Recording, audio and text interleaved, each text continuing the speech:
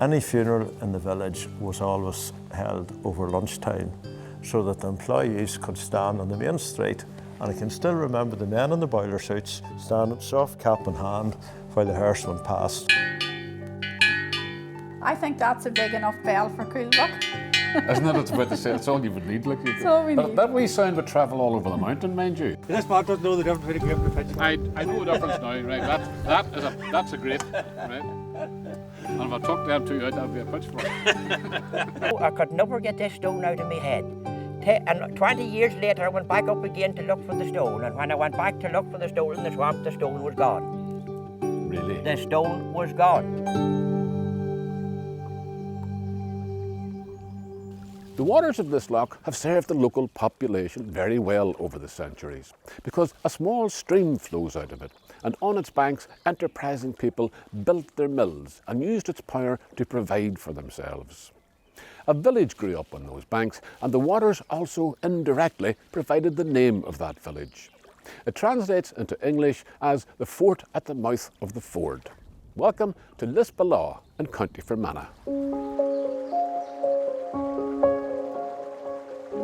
The stream in question is a modest affair, hardly requiring a fording place, and there's nowhere on the 2 level miles that it travels from Loch Eyes to the village of Lisbellaw for it to build up a head of water. So, back in the mid-1800s, it arrived at work ill-prepared, it would seem, for the enormous task those Victorian industrialists demanded of it, which was to power their all-important woollen mill. John Gray Vesey Porter of Bellisle, the landlord of this area, was a man of great entrepreneurial vision who also courted controversy for most of his life. He must have been proud of the village of Lisbellaw because he founded his own newspaper, which he called the Lisbellaw Gazette, in which he railed against the things that vexed him.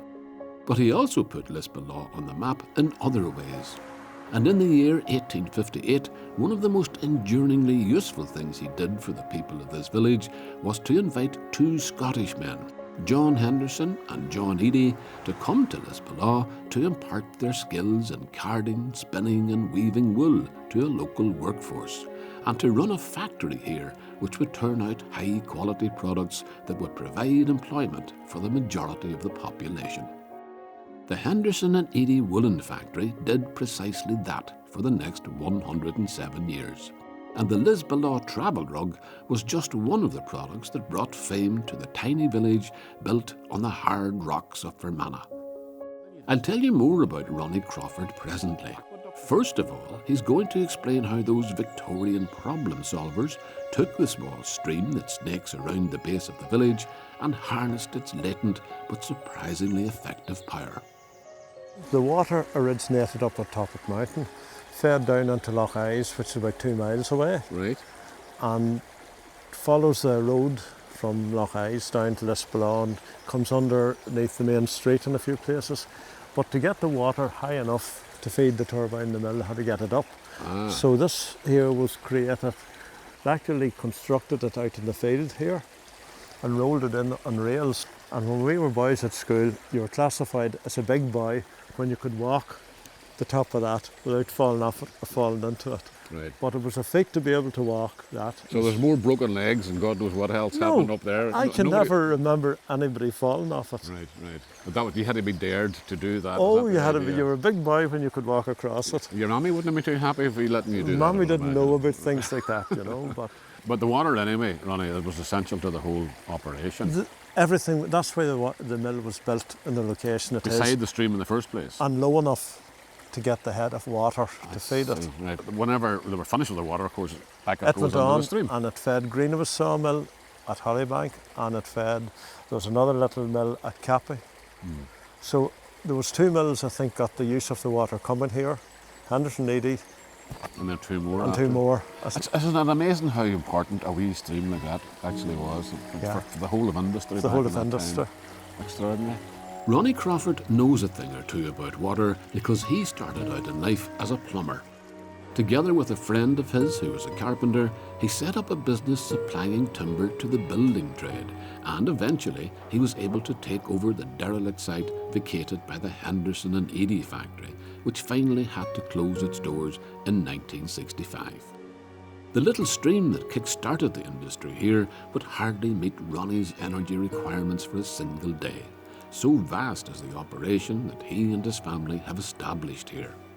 Where once Lisbellaw supplied the rest of the country with woolen products, it now supplies the rest of the country with wooden products. And in the process, of course, just as Henderson and Eadie did, the Crawfords provide employment for the local population.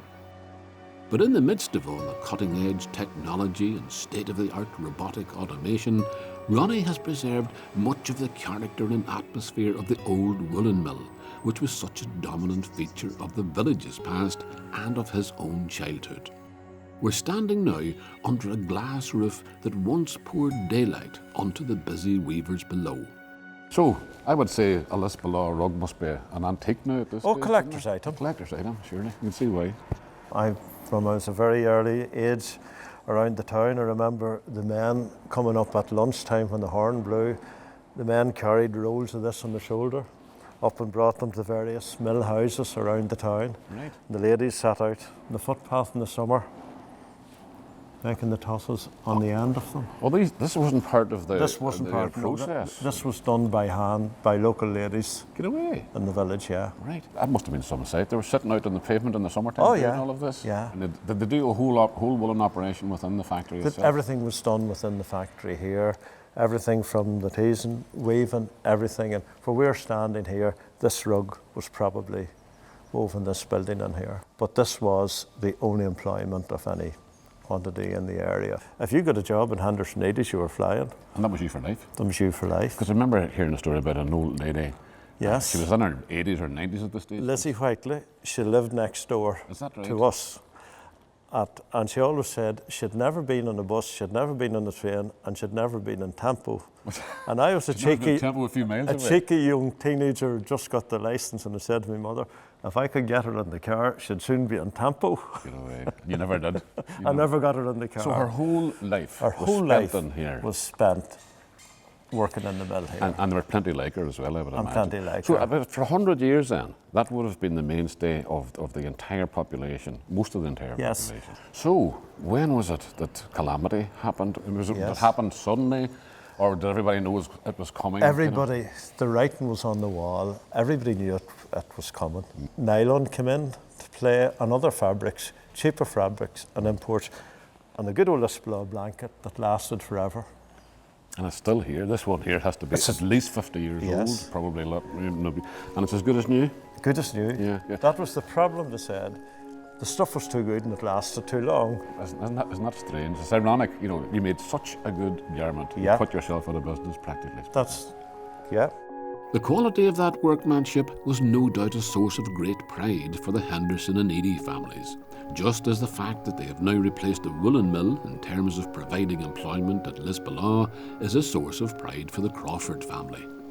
The hill of the hard rocks on which the village stands has a gentle gradient compared to the aforementioned Topped mountain nearby, a lofty peak which dominates the landscape in every direction, and on whose lower slopes you'll find plenty of evidence that humankind has been living, farming and worshipping here for many thousands of years, and they're still doing so in the 21st century, though the evidence of such activities in the present day is somewhat neater and more compact.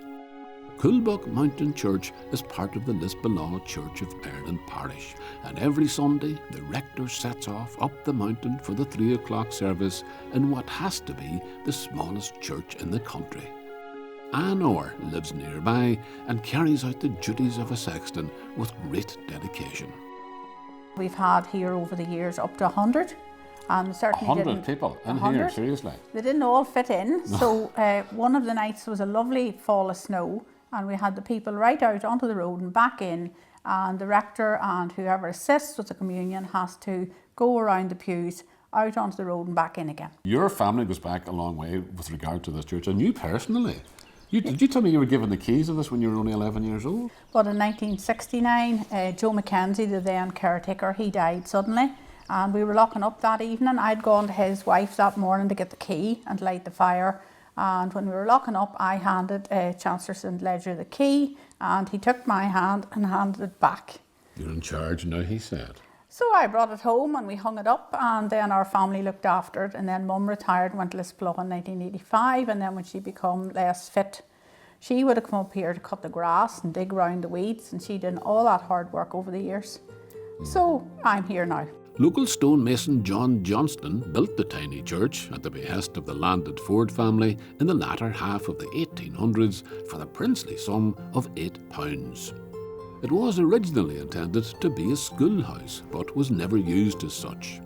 The small Coolbuck congregation are intensely proud of their church and its location near Topped Mountain, and relish community activities which celebrate their heritage, such as the occasion when they engaged the expertise of bronze sculptor Holger Lons to teach them how to cast a replica of a traditional monastic handbell using what's called the lost wax process.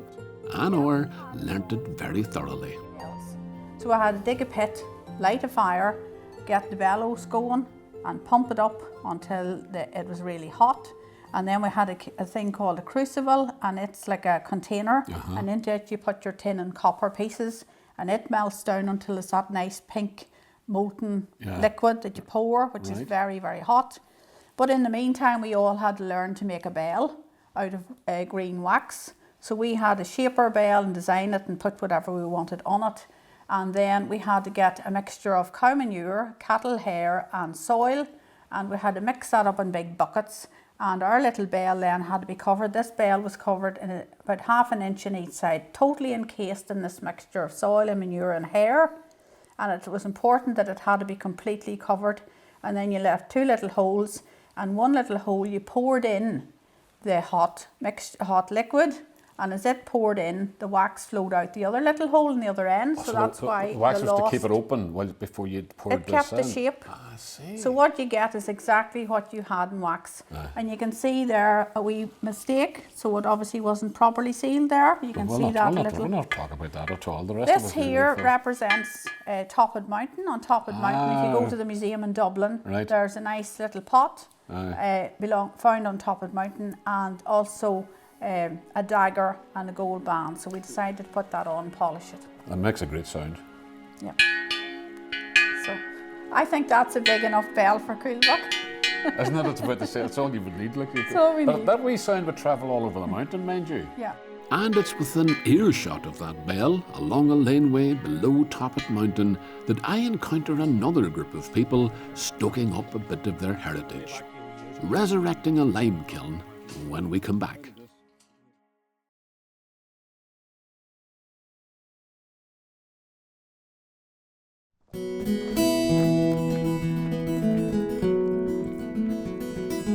A shared interest in local history is a great way of bringing communities together, especially if that interest leads to a festive occasion that involves communal barbecues and celebrations such as you might have when you've refurbished an old industrial-sized lime kiln like the one on Tom Fair's farm on Topped Mountain. The Cavanagh and Garvey local history groups managed to get a bit of funding from Fermanagh District Council a few years back to do precisely that as a cross-community project, and it was a great success. So much so that Tom and Seamus Martin and their friends are about to refurbish the experience, if you like, just for the sake of getting together again. It says 1850, but Tom thinks it may be older. It was never worked in Tom's father's day, but prior to that, the lime that had burnt would have been essential for sweetening the acidic soil of these parts to ensure a healthy growth of grass. Topped Mountain is far from any natural source of lime, so the labour involved would have been considerable. Where do you think they got the lime from, or where did they get the lime? Lime came from Carson's Quarry. Where's that? Balcoo. That's a right wee distance away from It is. It came on the railway. Right. Lisbellaw. Right. Worth a while to take it up on the railway. They do it in horses' carts up from Lisbellaw up to here. A lot of the land would have been cut out for turf, been cut out bog, and then been used maybe to grow a bit of grass. Right, and at that stage it would have been very acidy. Right. So the lime probably was a good help to it. Describe what it looked like before you started doing any work on it. was a bad Could repair. you even see it from the road? Bad repair. It was all covered in ivy. You could have driven past it and not noticed it, you know. And not noticed it. Yeah. So it's now looking akin to what it was. Yeah, at one stage there was an animal had got down, a cow had got down into it because it wasn't fenced, and then was tossed to get the cow out again in the back of it, you know. Right. So it was in bad state, and eventually it would have fell down if I hadn't done something. There would have been a bit of history lost. So a cow fell down it, in other words? The cow was living in it, like it was done. It was okay, didn't do the anything. cow was okay, but Hey, I heard another animal fell into it. Not so recent times. Yes. Tell us about that. What happened, Seamus? Was it yourself? Was it? It was myself. There was a big sheet of mesh cut for covering it of it safely. Yes. And it was like when they took me to the hospital, the doctor, he had to know what happened, and I told him that I fell into the Limekil, and we're putting a sheet of mesh over. You fell in before the mesh went on then. Exactly. And he was joking about it. But the big sheet of mesh is up on top of it, and the 3 or 4 of the boys pushed it up again, and you see, and I was up here catching it, and it hit me and tossed me, and me landed me bum down in the bottom of the pit. Well, you'd fallen, what are you talking about 12 feet or something? Yeah. That could have been quite serious. Well, Liam and all the rest of the boys was just after reading all the tools and the stuff was lying in it. We were digging it out and cleaning it. I don't know what happened, but Liam jumped in beside me, he got in through the wall, and he says, speak to me, and I says, Roseline will kill me. And he says, you're all right, you can talk it. So they weren't your dying words, in other words. Right. Well, there you are. I think you'll have to get a wee plaque. We know when this is finally up and running here. Seamus fell here.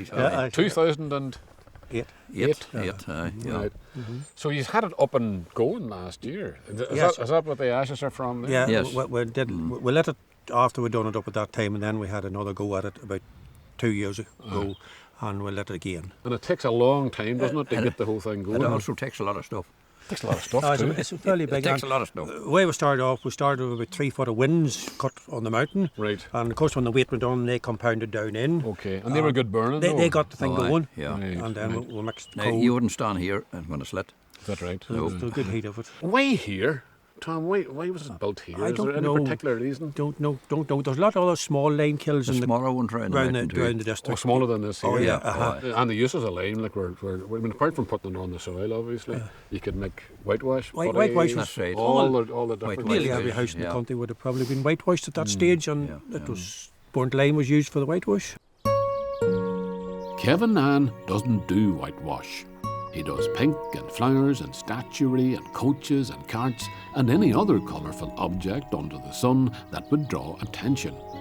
Even so, a wrong turn out of Lisbellaw led me a merry dance around the country before I found Kevin, out in his garden amid his collection, dressed in full performance gear. Kevin is a well-known storyteller, singer, entertainer and above all collector. Believe it or not, what you see in and around the house is only a small fraction of what he's amassed over the years. The bulk of it sold off a number of years ago in a huge auction. One thing he won't part with is his ability to tell a yarn. This one concerns a heart-shaped stone that he first found one day when he was a young lad out searching for 2 lost cows in a swampy place called Nan's Glen. The clad down for about 6 inches. Right. And I worked my way down, and I'll just give me the stone, Joe, and I'll show you what the way it was. That's the way the stone was lying in the swamp. Just like that? Just like that. And I was clawing, and I seen this stone, and it was just a stone. I didn't see the shape or anything like that. It was just a stone. Right. And I don't know what made me keep going on, and I clad the muck from all around it, and then I could see the shape of it, that this is the shape of a heart. As you can see there, it's the shape of a heart. Yeah. So I turned the stone round then in the swamp, in the water and the muck, and I turned it over like that. Now when I turned the stone is pure black, but I washed that with a power hose years ago.